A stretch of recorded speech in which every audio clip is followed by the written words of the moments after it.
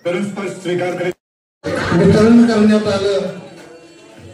तसे त्यांनी एक वॉटर प्युरिफायरची मागणी केली। तात्काळ दादांनी 0 मिनिटांमध्ये त्यांना सांगितलं आता लगेचच संख्येनुसार तुम्हाला वेगवेगळ्या ठिकाणी बसवण्यात येतील तिथं सांगितलं।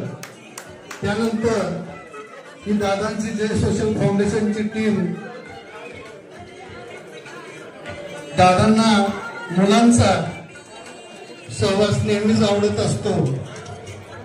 दादांचा गेल्या 10 वर्षापूर्वी एक ऍक्सिडेंट झालेला होता आणि त्या ऍक्सिडेंट मधून बालंबाल दादा बचावले। तेव्हाच त्यांनी ठरवलं की जिथं कमी काय असेल, जिथं उणीव असेल तिथं त्या मुलांशी संवाद साधण्यात आला। त्यानंतर आम्ही त्या भिक्षेकरींच्या सहवासात काही थोडा वेळ घालून तिथं फळ वाटप आणि त्यानंतर आम्ही महागावला मातोश्री वृद्धाश्रम आपण आज अशा व्यक्तिमत्वाचं आदर्श चिंतन करण्यासाठी आज इथे जमलेलो आहोत की ज्याने आपल्या कार्यामध्ये, बोलण्यामध्ये, मित्रत्वामध्ये, त्याचबरोबर जगण्यामध्ये कुठलीच कसर सोडली नाही, देण्यामध्येही सोडली नाही आणि घेण्यामध्येही सोडली नाही। याचा अर्थ असा आहे की समाजाला काहीतरी देणं असतं। प्रत्येक व्यक्तीच्या आयुष्यामध्ये आल्यानंतर आपण समाजाचं काहीतरी देणं लागतो। या नात्यानं लहानपणापासून आपले आई वडील आपल्यावरती त्या पद्धतीचे संस्कार करत असतात आणि ते संस्कार सगळ्यांमध्येच रुजतील असं नाही, तर काही मोजकी व्यक्तिमत्व असे असतात की ते त्यांना घेऊन पुढे जात असतात। त्यापैकी हे एक आदर्श व्यक्तिमत्व आमचे अगदी जीवलग ज्येष्ठ मित्र आदरणीय सागरदादा भोसले यांचा आज अभिष्ट चिंतन सोहळा या ठिकाणी पार पडत आहे। या सोहळ्यासाठी संपूर्ण सातारा जिल्ह्यातून, जिल्हा बाहेरून सुद्धा आज सकाळपासून दादांना अनेक शुभेच्छा या ठिकाणी मिळालेल्या आहेत। बरीच नामवंत मंडळींनी शुभेच्छा त्यांना फोनवरून, काही जणांनी प्रत्यक्ष भेटून दिल्या आहेत की उत्तम आरोग्य त्यांना लाभो, चांगलं आयुष्यामध्ये यश कीर्ती प्राप्त हो याकरता प्रत्येक जण प्रार्थना करतोय। त्याचबरोबर ज्या पावलावरती आज गेली अनेक वर्ष आम्ही या समाजकार्याचा हा जो पायला उभारलेला आहे आणि त्या दिशेने चाललेलो आहे त्यांच्या मार्गदर्शनानुसार, त्यामुळे जय सोशल फाउंडेशनच्या कार्याध्यक्ष या नात्याने मी या जय सोशल फाउंडेशनच्या सर्व सदस्यांच्या वतीने आज अभिष्ट चिंतन सोहळा या ठिकाणी पार पडण्यासाठी आज उभा आहे। या सोहळ्यासाठी माननीय श्री शेखर जाधव साहेब अध्यक्ष अवंती मित्र समूह यांचे मी प्रथमतः या कार्यक्रमाच्या निमित्तानं हार्दिक स्वागत करतो। मी प्रत्येकाची नावं घेतो, कृपया आपण प्रत्येकाचं नाव घेतल्यानंतर टाळ्या वाजवत ही विनंती। यानंतर श्री विकास जाधव उपाध्यक्ष अवंती मित्र समूह यांचे देखील या कार्यक्रमाच्या निमित्तानं स्वागत आहे। त्याचबरोबर श्री संतोष थोरात साहेब उर्फ आमचे लाडके पोलीस साहेब यांचे या कार्यक्रमाच्या निमित्तानं हार्दिक स्वागत। श्री विकास जाधव उपाध्यक्ष अवंती मित्र समूह यांचे देखील मी या ठिकाणी आवर्जून हार्दिक स्वागत करतो। तसेच आमचे मित्र श्री मनोज देशमुख साहेब राष्ट्रवादी युवक काँग्रेस प्रदेश उपाध्यक्ष यांचेही या कार्यक्रमाच्या निमित्तानं मी हार्दिक स्वागत करतो। दादांच्या पाठीशी कायम मित्र तर आहेतच, परंतु असेही काही मित्र आहेत की लांबून उडी धाव घेणारे असतात हनुमानासारखे। त्यापैकी श्री सचिन अप्पा साळुंके यांचंही मी या ठिकाणी स्वागत करतो। श्री आमचे ज्येष्ठ मार्गदर्शक विजयराव साळुंके यांचेही या कार्यक्रमाच्या निमित्ताने मी हार्दिक स्वागत करतो। त्याचबरोबर श्री आशिष निर्लेकर सचिव अवंती मित्र समूह यांचेही या कार्यक्रमाच्या निमित्ताने मी हार्दिक स्वागत करतो। श्री नितीन साहेब कोरपडे साहेब या देखील या ठिकाणी उपस्थित आहेत, त्यांचंही मी या कार्यक्रमाच्या निमित्ताने हार्दिक स्वागत करतो। श्री ऋषी जाधव साहेब, त्याचबरोबर छत्रपती शिवाजी हाऊसिंग सोसायटी येथील श्री सचिन जाधव, त्याचबरोबर श्री राठोड साहेब, श्री जाधव साहेब, श्री गडे साहेब, श्री चव्हाण सर आणि श्री कोल्हापुरे साहेब, त्याचबरोबर सुमित्राराजे हाऊसिंग सोसायटी, त्याचबरोबर शाहूनगर मधील इतर कॉलनीमधील सर्व ज्येष्ठ आमचे मार्गदर्शक, दादांचे स्नेही या ठिकाणी उपस्थित आहेत. श्री सतीश थोरात उर्फ आबा हे देखील या ठिकाणी कार्यक्रमाच्या निमित्तानं उपस्थित राहिलेले आहेत. त्यांचेही मी या ठिकाणी स्वागत करतो. श्री विशाल भोसले माजी उपसरपंच भोसलेवाडी यांचेही या ठिकाणी हार्दिक हार्दिक स्वागत.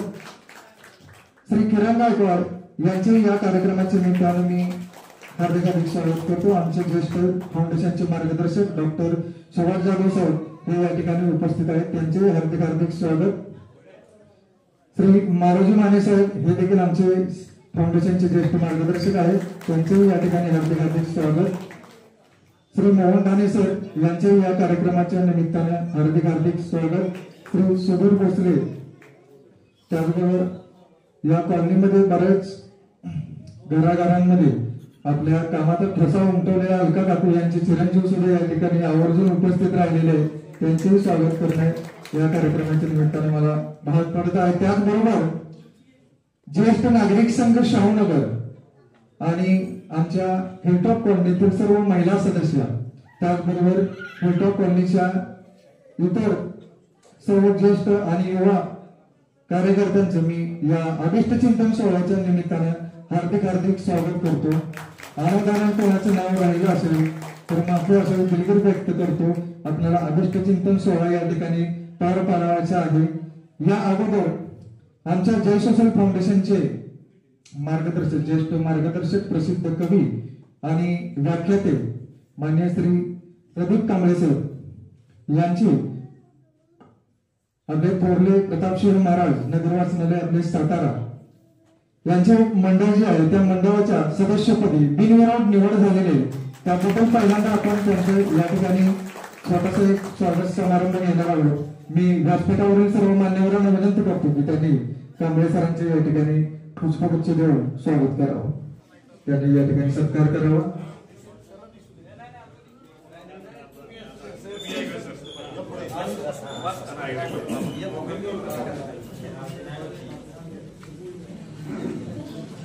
सर्वांना जोरदार टाळ्या वाजवायचे. खूप खूप अभिनंदन सर.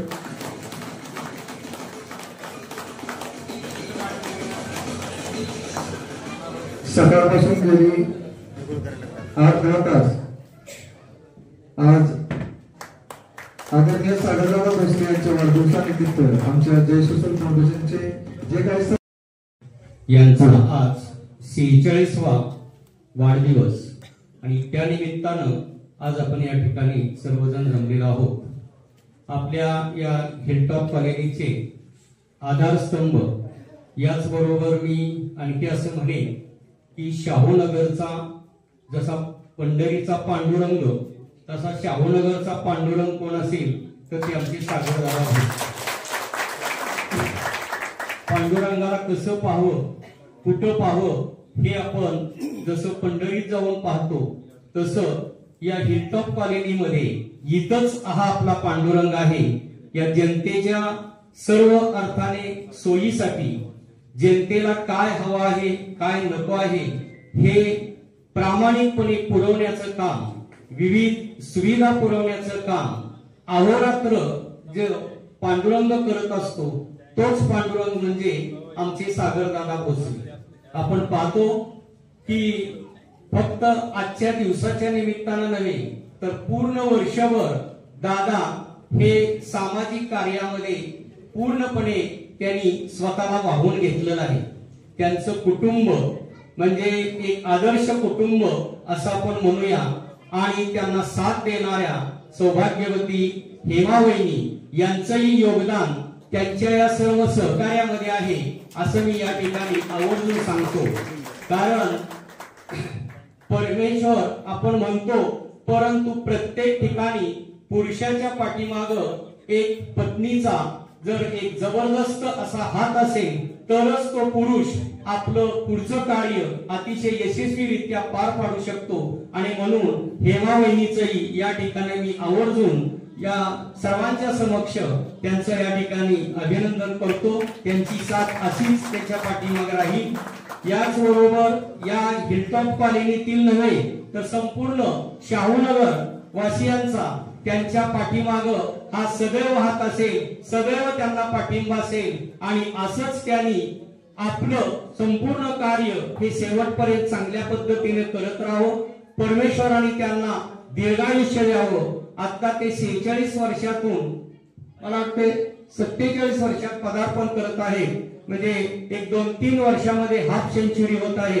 पण याच बरोबर मी असं म्हणेन की आमच्या सागर दादांना या हिलटॉप कॉलनीतल्या पांडुरंगाला 101 वर्षाचं दीर्घायुष्य लाभो हीच परमेश्वराकडे प्रार्थना करतो आणि माझे 2 शब्द थांबवतो. जय हिंद, जय महाराष्ट्र. धन्यवाद.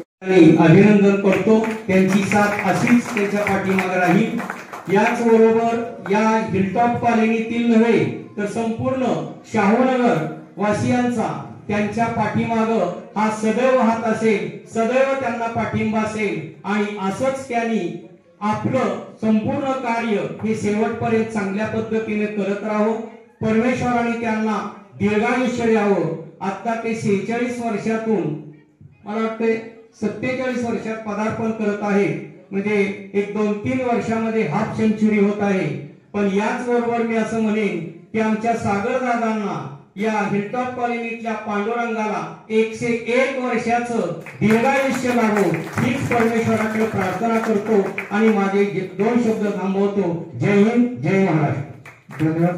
त्याच पद्धतीनं आजीनोबाडीतले मित्र विजय साळुंके आणि त्यांचीच भावकी जिल्हा परिषद गट देगाव येथून इच्छुक असलेले उमेदवार सचिन अप्पा साळुंके, त्याच पद्धतीनं अवंती ग्रुपचे आज घोषित झालेले अध्यक्ष शेखर जाधव, उपाध्यक्ष तसंच पिलू थोरात, विकास, आशिष, आबा, गोगा, त्यानंतर किरण, त्याच पद्धतीने इथं उपस्थित असलेले देशमुख सर, आमचे शेजारी प्रकाश जाधव सर, भुजबळ सर आणि तुम्ही सर्व महिला, सर्वप्रथम तुम्हाला या नवरात्रीच्या हार्दिक शुभेच्छा.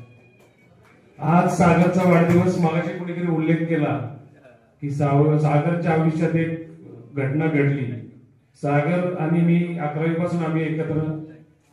कोणत्याही माणसाचा जेव्हा ठरतो दर्जा त्याला कारणीभूत असते त्यातली ऊर्जा. सागरच्या आयुष्यात घटना घडली. सागरच्या आयुष्यात जेव्हा एखादी घटना घडते तेव्हा सागर थांबत नसतो. याचं मूर्तिमंत उदाहरण म्हणजे आपले सागर भोसले. सागरचा ऍक्सिडेंट झालाय असं आम्हाला कळल्यानंतर आम्ही सर्व धावत पळत पुण्याला गेलो.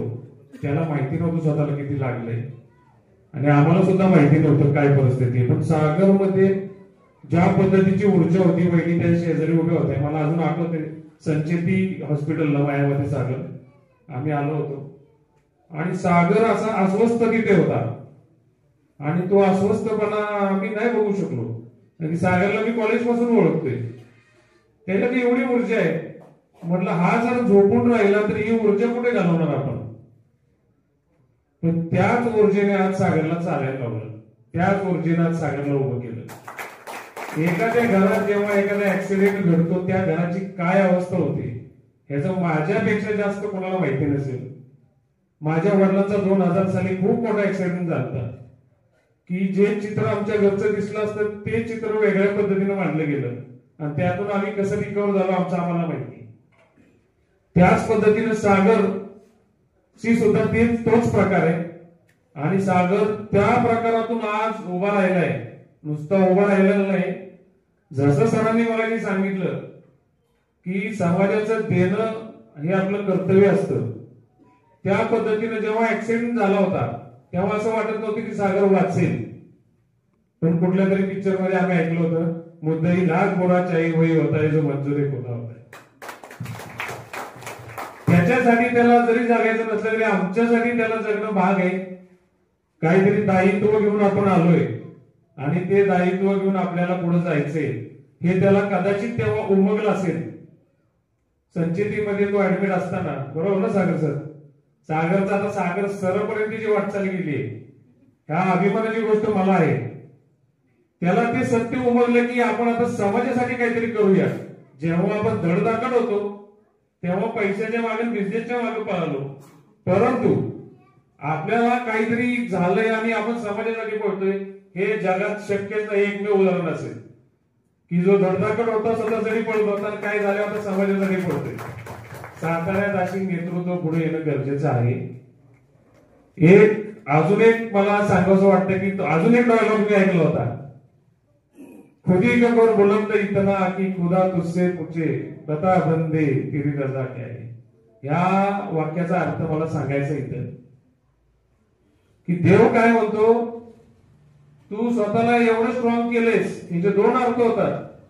देव आधी म्हणतो तू स्वतः स्ट्रॉंग हो आणि मग मी तुला संकट देतो.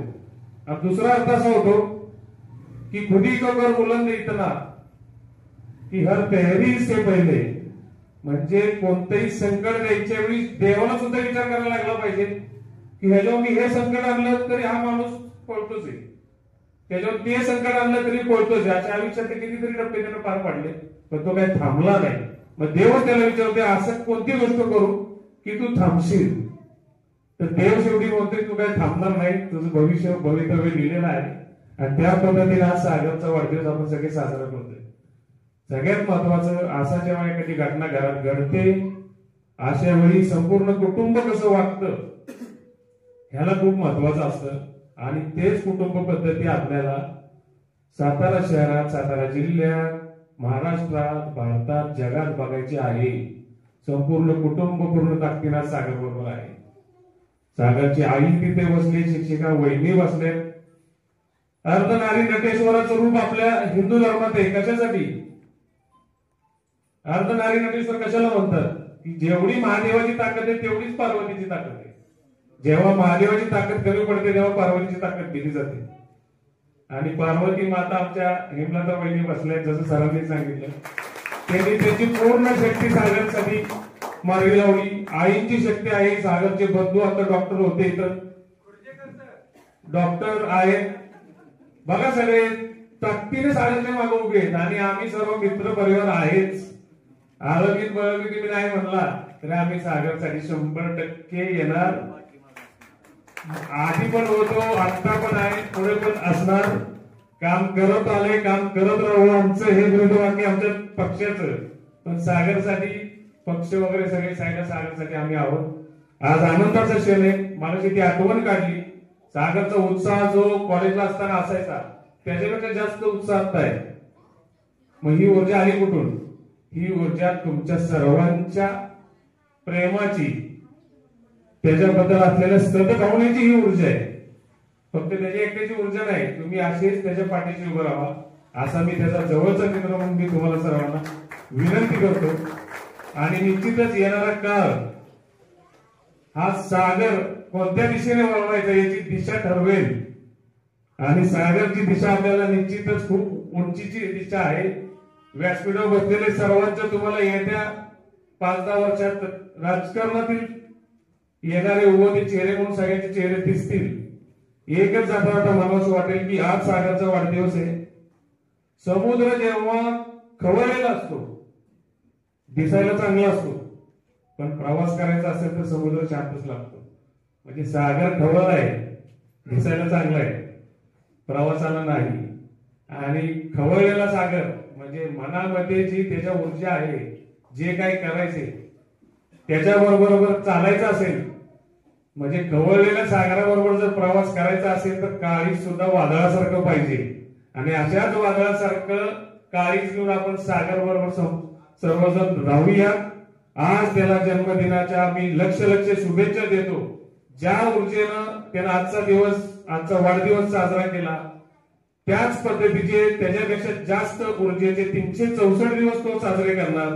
आणि परत पुढच्या वर्षी आपण 365व्या दिवशी भेटणार आहोत. आणि त्या दिवशी इतिहास घडलेला असेल. जाता तर एवढंच सांगेन, वेळ आणि त्यागाशिवाय इतिहास घडत नाही. त्यागाक्षेने आपला सागरनं त्याग दिलेला आहे.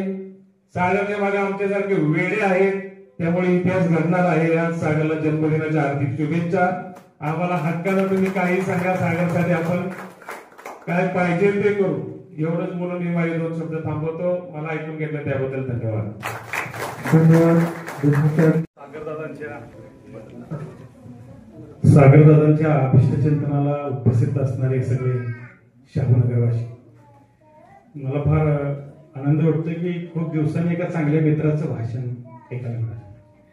आणि आम्ही कुटुंबातले आहोत, आम्ही हिलटॉप सोसायटीत राहतो, आम्ही दादांच्या विषयी खूप चांगलं बोलणार. आज आम्हाला सगळ्या महाराष्ट्रातून ज्या प्रतिक्रिया दादांच्या विषयी येत आहेत ना, त्या फार अतिशय बोलक्या आहेत आणि तिथं आम्ही आनंदी होतो. एकतर आम्ही डोंगराच्या कडेला राहतो, वरनं येणारं पाणी हे जिथं वाहत जातं ना त्याला ओढा म्हणतात, जिथं ते मिळतं त्याला नदी म्हणतात, पण ते सामावून घेतो ना त्याला सागर म्हणतात. हे सागरा एवढं मन ठेवणं एवढं सोपं नाही. तुम्ही सागराचा 2 वेळा उल्लेख केला म्हणून मी एक गोष्ट सांगतो. हरिवंशरावजी बच्चन हे अमिताभ बच्चनचे वडील आहेत. ते असं म्हणतात, ये सागर भी मेरी तरह बेफिक्र निकलाया. उभं राहता येत नाही पण स्वतःची बेफिक्र करून दवाखान्यात जेवढे अनकॉन्शियस असतात ना, होते ना संचितीमध्ये, त्याच्यापेक्षा सुद्धा अनकॉन्शियस मी दादाला बघितलंय.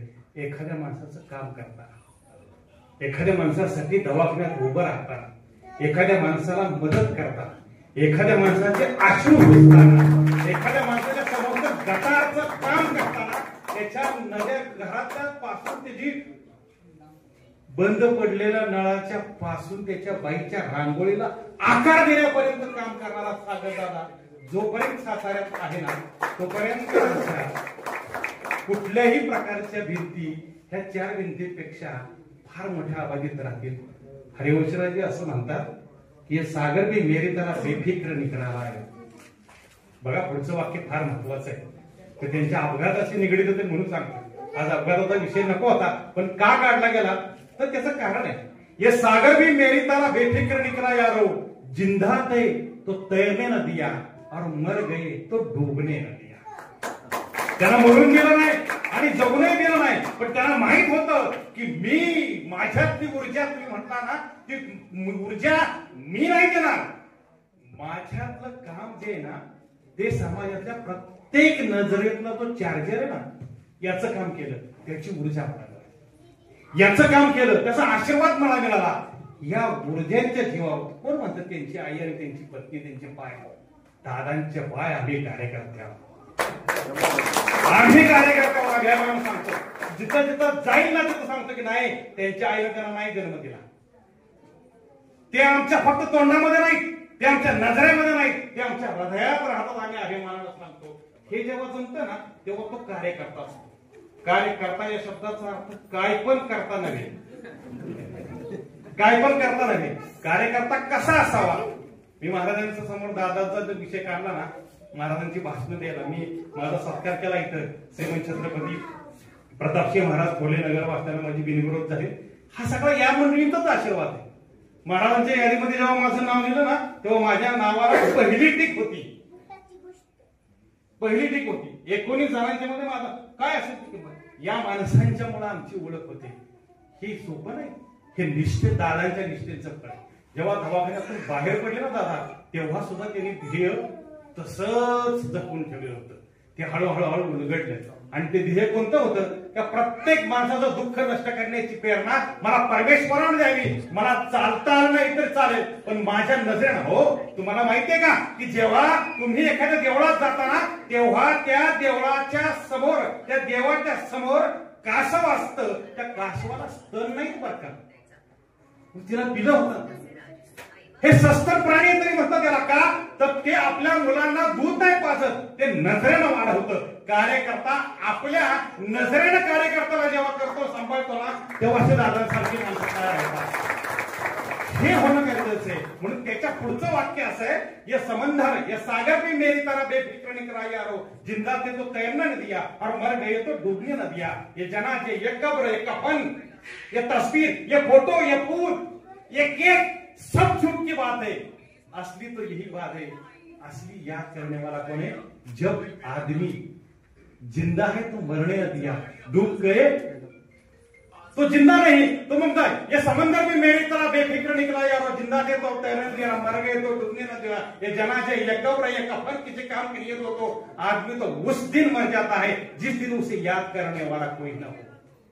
आमच्या लक्षात दादा राहतात ना, निवडणुका लांबल्या ना तरी सुद्धा दादांना अघोषित नगरसेवक इतक्या सामान्य माणसांना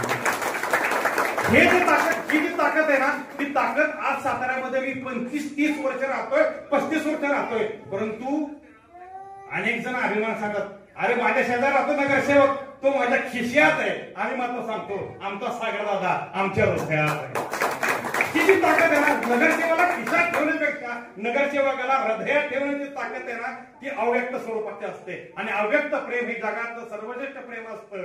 सागर दादांचा मोबाईल कुठं, माझा आज सकाळी फोन फलटण मध्ये होता, पण तरी सुद्धा सागर दादांचं अभिष्ट चिंतन करण्यासाठी मी जे रांग बघत होतो ना, ती सातारा जिल्ह्यापेक्षा उद्योजकांच्या पेक्षा सामान्य माणसांची अधिक होती. ही सामान्य माणसांची नाद फार मोठी दादा, ती तुम्ही जपली. कारण एकच गोष्ट, मला शिक्षकाचा मुलगा असल्यामुळं आणि ते सुद्धा शिक्षकाचा मुलगा असल्यामुळे मला सांगायचे वाटते की गुरु शिष्याचं नातं हे पिता पुत्रापेक्षाही श्रेष्ठ असतं आणि भक्ताच्या नात्यापेक्षा भक्तीचं नातं हे अधिक श्रेष्ठ असतं. आरडी म्हटलं ते कविता म्हणा, त्या दादांच्याकडे बघितलं की मी ती सहज कविता सुचली होती त्या काळामध्ये. ती कशी होती की जगणं सुंदर आहे, मरणं सुंदर आहे, परंतु उरणं अधिक सुंदर आहे. हे उरणं बोलणं सुंदर आहे, कोमेजणं सुंदर आहे, पण मकरंद देऊन राहणं अधिक सुंदर आहे. सागराला भरती येणं सुंदर आहे. बघा, सागराला भरती येणं सुंदर आहे, ओहोटी अपघात तेही सुंदर आहे, पण भरती आणि ओहोटी पेक्षा सुद्धा तुमच्या अंतःकरणात त्या माणसानं सागरासारखं राहणं हे अधिक सुंदर आहे. ही सुंदरता आमच्या दादांना भेटली. निष्ठावंत म्हणून जेव्हा महाराज साहेबांना मी ह्या गोष्टी सांगतो ना, तेव्हा महाराज साहेब अनेकदा सागर दादांचं नाव काढतात. का कोणाच ठाऊक, पण राजाला आपल्या सेनापतीच्या मध्ये कदाचित आपलं राज्य दिसत असलं पाहिजे. मी आता आपण मुद्दाम ते पुस्तक आणले कृष्णा भोसले यांचं, तुम्ही ते जरूर ते कळा. का त्याचं कारण काय मित्र हो, हे पुस्तक राजधानी साताराचं पुस्तक नवीन कृष्णा भोसले नावाच्या एका लेखकानं लिहिलं. आज त्या दादांच्यासाठी मी एवढ्यासाठी आणले, त्याची पहिली प्रत मी तुमच्यासाठी आणली. हे कारण, याचं कारण असं, ह्या पुस्तकामध्ये छत्रपती शिवाजी महाराजांची अख्खी वंशावळ आणि या वंशावळीमध्ये सातारा गेजेटनुसार आज मराठा आरक्षणाचा प्रश्न निर्माण झालाय. आज पहिली प्रत कृष्णा भोसलेनं श्रीमंत छत्रपती उदयनराजे यांच्या नावाचं असणारी अर्पण पत्रिका असणारं पुस्तक हे कृष्णा भोसले नावाच्या एका शिक्षकाने लिहिले. की पहिल्यांदा मी दादाकडे देतोय की समाजामध्ये असणाऱ्या प्रत्येक घटकाचा सन्मान तुम्ही राखता. भविष्यामध्ये जेव्हा जेव्हा असं विचारलं जातील की छत्रपती उदयनराजेंचे हात आणि पाय कोण आहेत, त्याच्यामध्ये पहिलं नाव मला शक्यता 100% की सागरदादांचं नाव. हा प्रश्न पडलाय दळव्याला, जिजाबाईला प्रश्न पडला की समोर दिसणारा दानपट्टे खेळणारा वर्ग अतिशय सुंदर आहे आणि त्याचं नाव काय ठेवायचं म्हणून त्याच्या बाराच्याला गेल्यानंतर सुद्धा जिजाबाईने अतिशय लक्षवेध करून लक्षपूर्वक ठेवून शिवात असं ठेवलं. पण जेव्हा त्याच्यावरती निष्ठा व्यक्त करण्याची जेव्हा वेळ आली ना, तेव्हा तो शिवाला सांगितलं मराठा सरदारांनी की आता या खिंडीमध्ये तुला शिवाजी महाराजांचं रूप घ्यायचंय आणि ते रूप केवढा मोठा आनंद शिवा नावाच्या माणसाला झाला. त्याचं नाव होतं शिवाकाशी. हे जे रूप घेणं ना, आपल्या राजेचं प्रतिरूप होऊन देशाची जनतेची सेवा करणं हे शिवाकाशीला जमलं. तो उभा राहिला आणि जेव्हा उभा राहिला तेव्हा त्याला केवढा आनंद झाला. आज मला माझ्या राजाचा ड्रेस, माझा जिरटोप, त्याची दाढी आज मला घालायला मिळणार, मी शिवाजी महाराजांचं रूप घेऊन जाणार, केवढा मोठा आनंद झालाय. पण शिवाजी महाराजांना मात्र आनंद होत नाही. त्याच्या डोळ्यातनं गाळगाळात पाणी वाहतंय आणि त्यांनी कडाडून मिठी मारली कुणाला, शिवाकाशीतला. आणि म्हणजे तू हसतोयस, म्हणजे हो महाराज आज मला तुमचा ड्रेस घालून आज शिवाजी महाराज मला होता येईल आणि मी तुमच्यासाठी तुमचा म्हणून मी आज समोर जाणार आहे सिद्धीला. घोडाला आशू येत आहे. महाराजांनी सिद्धी त्या शिवाकाशीतला कडाडून मिठी मारली आणि एवढंच वाक्य सांगितलं ते लक्षपूर्वक दादांच्या वाढदिवसा दिवशी ऐका. शिवाजी महाराज त्या शिवाकाशीतला एवढंच म्हणतात की अरे वेड्या, जेव्हा तू कळेल ना सिद्धीला की हा खरा शिवाजी महाराज नाही, तेव्हा तो तुला कापून काढेल. तेव्हा शिवाकाशीतनं जे वाक्य दिलं ना सागरदादांच्या लक्षात ठेवा. तो म्हणला मला कापून काढणार हे महाराज मला आधीच माहित आहे, परंतु लाख मेले तरी चालतील, पण लाखांचा पोशिंदा मरता कामा नये. हे छत्रपतींचं वाक्य, या महाराष्ट्राचं वाक्य. राजे नसात भिजली आग तरी न रागते शिवर मराठी वीर दळले साथ. हा मराठ्यांचा इतिहास राजे विसरला का काय? राजे खुशाल जा. मी या सिद्धीसमोर उभा राहील आणि मी एकच सांगेल की माझा राजा, या माझ्या राजासाठी माझे प्राण गेले तरी चालतील, पण मी राजा आज 5 मिनिटासाठी झालो, याचा मला सगळ्यात स्वर्गीय आनंद आहे. आज मला सांगा, दादांचं आडनाव भोसले, छत्रपती उदयनराजेंचं आडनाव भोसले, नावाला जागणारी आणि आडनावाला जागणारी माणसं ह्या देशामध्ये असतात. मला दादांच्या रूपाने का होईना, पण त्यांच्या आई वडिलांच्यासाठी नाही, त्यांच्यासाठी नाही, पण दादा आज एक नक्की गोष्ट आहे, या माणसांच्या मध्ये, या प्रत्येक जिल्ह्यामध्ये जेव्हा महाराज तल्लीन झाले तुकारामांच्या कीर्तनामध्ये आणि सगळ्या बाजूनी फौज आजूबाजूला वेढली गेली, तेव्हा त्या सगळ्या सैन्याला सगळे शिवाजी महाराज दिसत होते.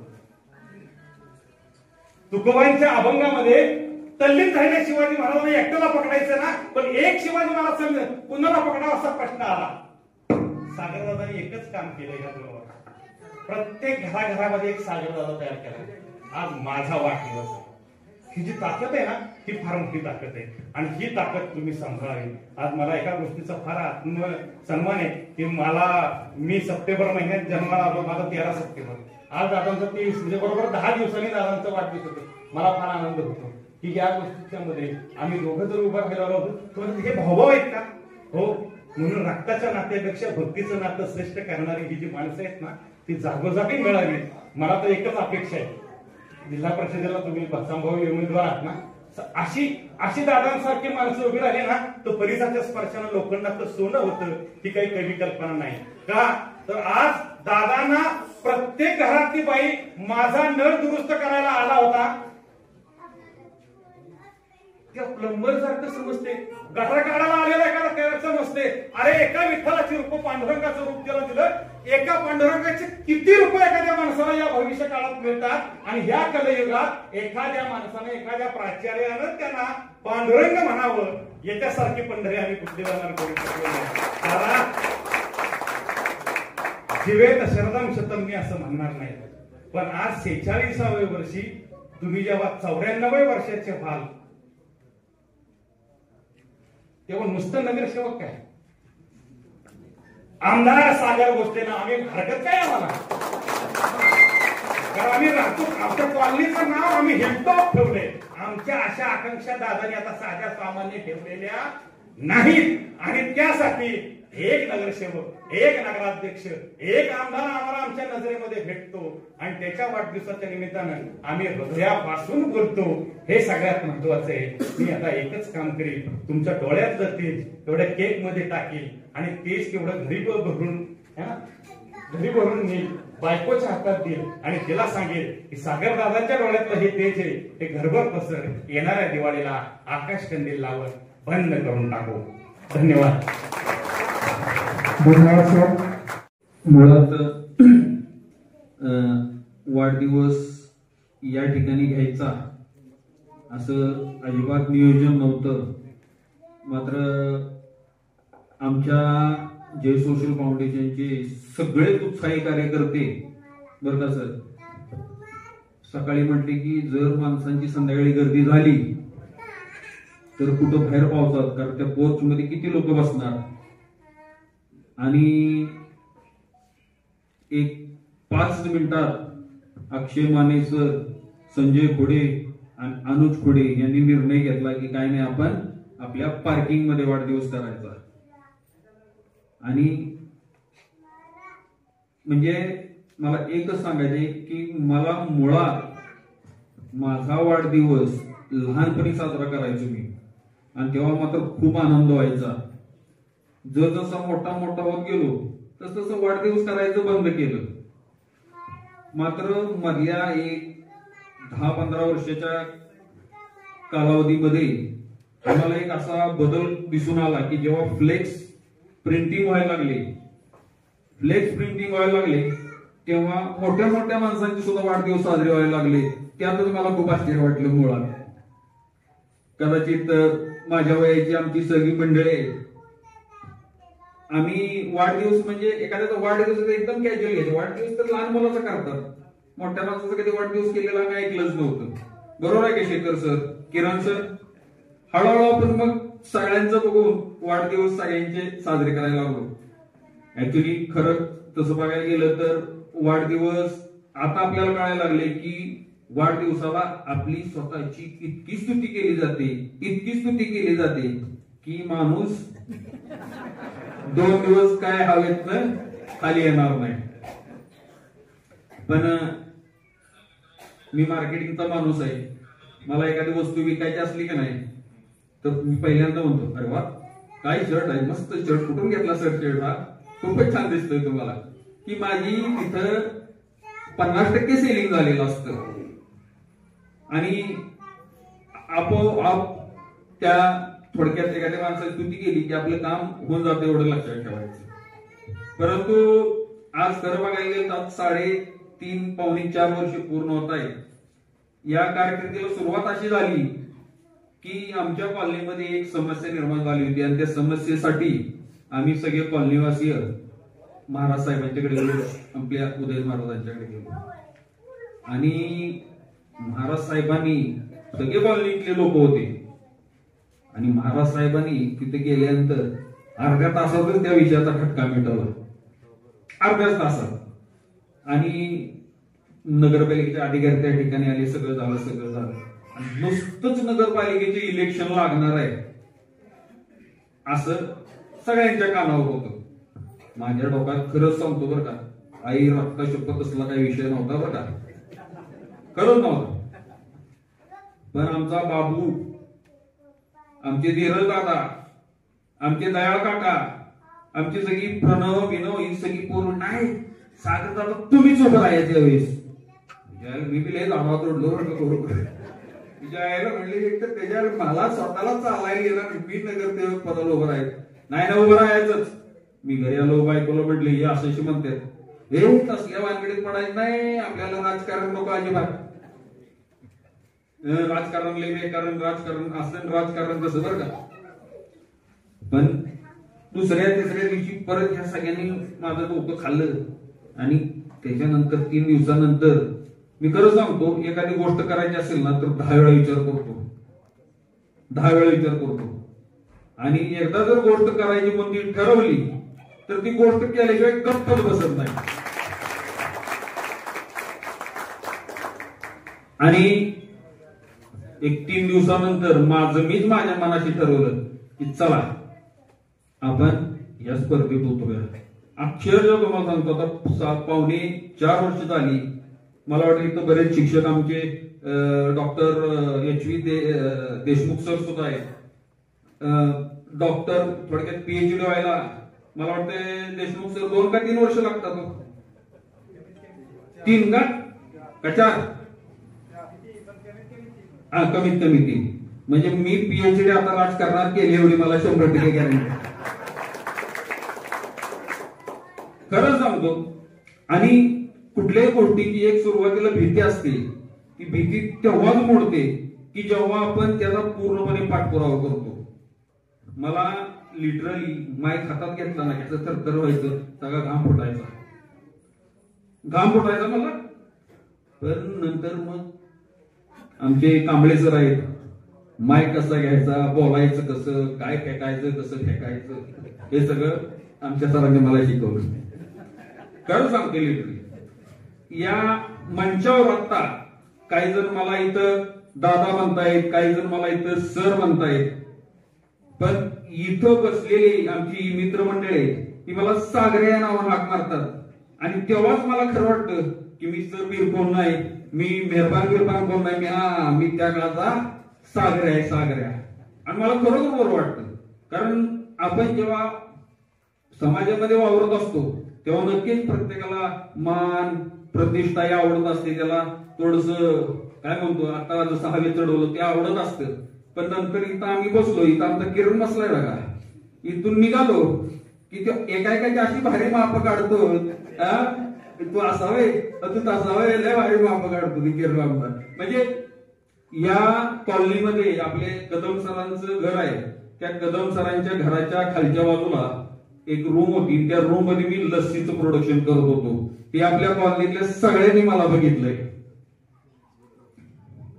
त्या काळात माझ्याकडे स्कूटर होती. त्या हॉटेलवर मी डिस्प्लेला लावलेले त्या स्कूटरवर मी करत होतो. हे पण या सगळ्यांनी लोकांनी बघितले. आणि त्याच्यानंतर माझ्या व्यवसायामध्ये आमच्या सर्व सहकाऱ्यांच्या मदतीनं, आमच्या मित्रमंडळीच्या मदतीनं जी काही प्रगती केली तेही सगळ्यांनी बघितले. आता खरं सांगू, ऍक्सिडेंट झाल्यानंतर असं डोक्यात होतं की मस्तपैकी मजा करायची, पोरांच्यात राहायचं, धंदा करायचा, 2 पैसे कमवायचे, इकडे जायचं तिकडे जायचं. पण त्याच्या याला मला बाबू, धीरज, तुम्ही काय बसू दिलं नाही. कुठे गेला बाबू? आहे ना? हा धीरज. आणि त्या दयाळ काका आमचे, बाकी सगळी गॅंग होती, पण हे नेले मला पेटवलं. आणि नक्कीच खरं सांगतो मी, तुम्ही पेटवलंय, तुम्ही माझ्यावर तर पाहिजेच. मी आमच्या आप्पा पाटलांचं एक वाक्य आहे, एकाच तरुण बैल कधी म्हातारा होत नाही.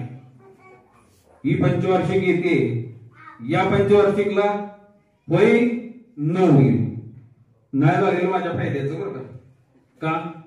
अजून 5 वर्ष अजून जोमानं काम करायची मला ताकद दिली.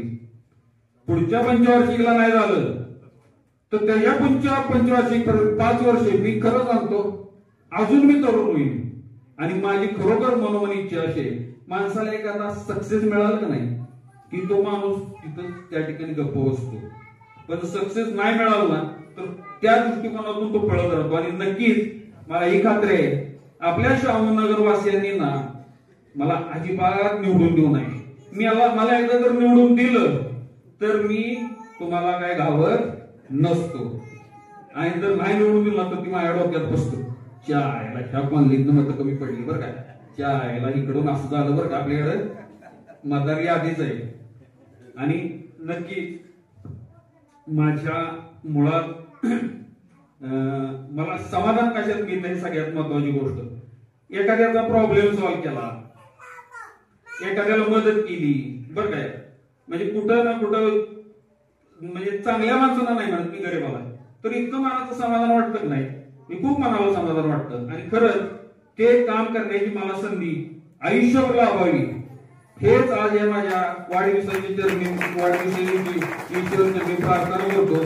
आणि मी थांबतो. मुळात या ठिकाणी माझ्या वाढदिवसासाठी आवर्जून वेळ काढून आलेले सर्वच नागरिक, त्यामध्ये आमचा अवंती मित्र समूह असेल, श्रीमंत छत्रपती उदयनराजे मित्र समूहातले मित्रमंडळी, सगळ्यांनी शुभेच्छा मागाशी येऊन दिल्या. त्याच पद्धतीने शाहूनगर मध्ये छत्रपती शिवाजीनगर मधले आमचे नागरिक असतील, सुमित्राराजे मधले नागरिक असतील, आमच्या सर्व महिला भगिनी असतील, सर्व आमचे ज्येष्ठ शिक्षक वर्ग असेल, त्याच पद्धतीने आमचे कवी माननीय प्रदीप कांबळे सर असतील, सर्वांचे मनापासून खूप खूप खूप आभार मानतो. आणि या ठिकाणी हा कार्यक्रम आयोजित केला त्याबद्दल आपल्या ह्या जय सोशल फाउंडेशनचं खूप मनापासून आभार मानतो आणि थांबतो. जय हिंद, जय महाराष्ट्र.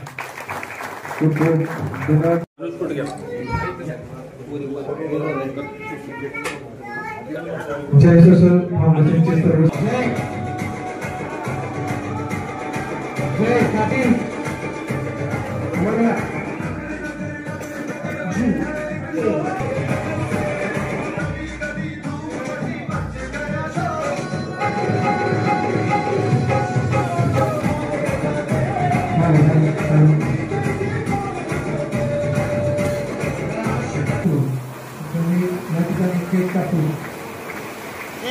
सर्वांनी जोरदार टाळ्या वाजवून गाण्याचा दृष्टिकोन करायचा आहे. आणि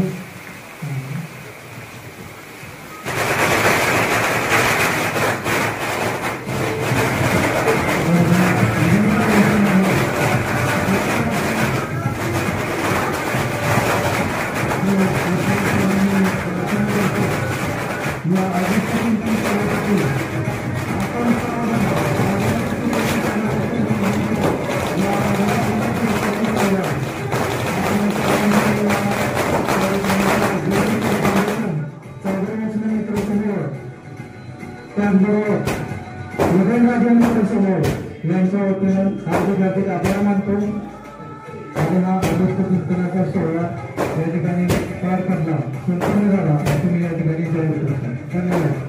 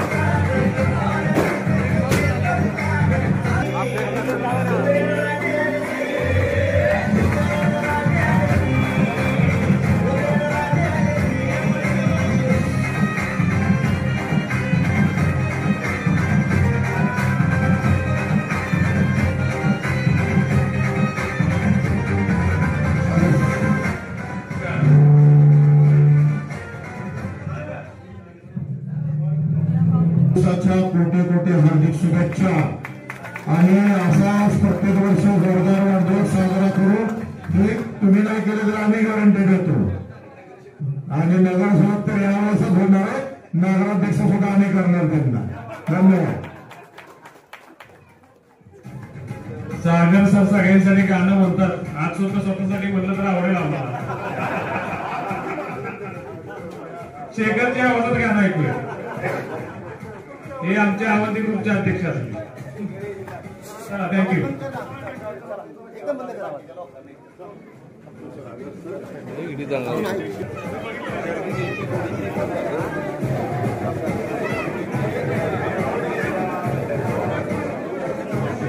पाठी दिसत आहेत सगळ्या.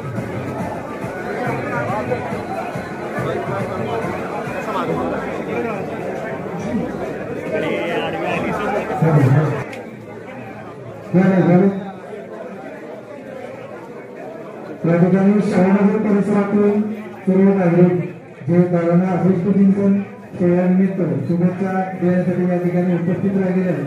प्रथमतः त्यांना मी विनंती करतो की या ठिकाणी गावांना शुभेच्छा देण्यासाठी आपण कृपया स्टेजवर यायचे. यानंतर महिला यांना मी विनंती केली की हा शहरानगर परिसरातील नागरिकांचा अभिष्ट चिंतन सोहळा झाल्यानंतर आपण गावांना या ठिकाणी शुभेच्छा द्याव्या.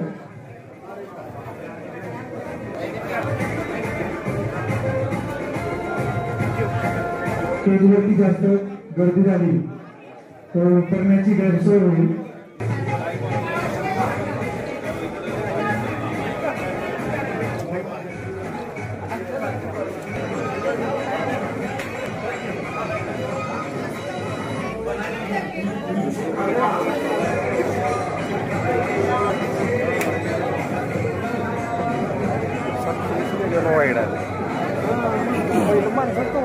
बसतच नव्हते त्यात 720 पे केलं आणि ते दिसतच नव्हतं. माझं 1080.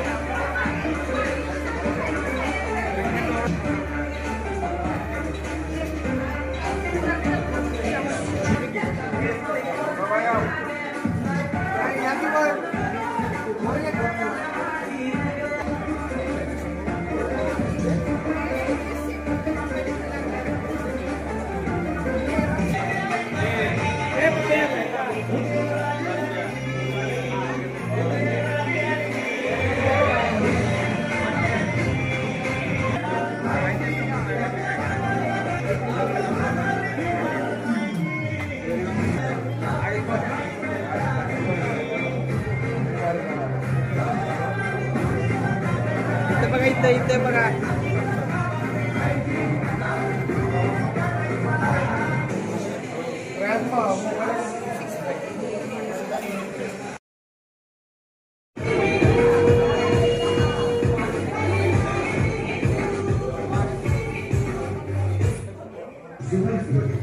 Let's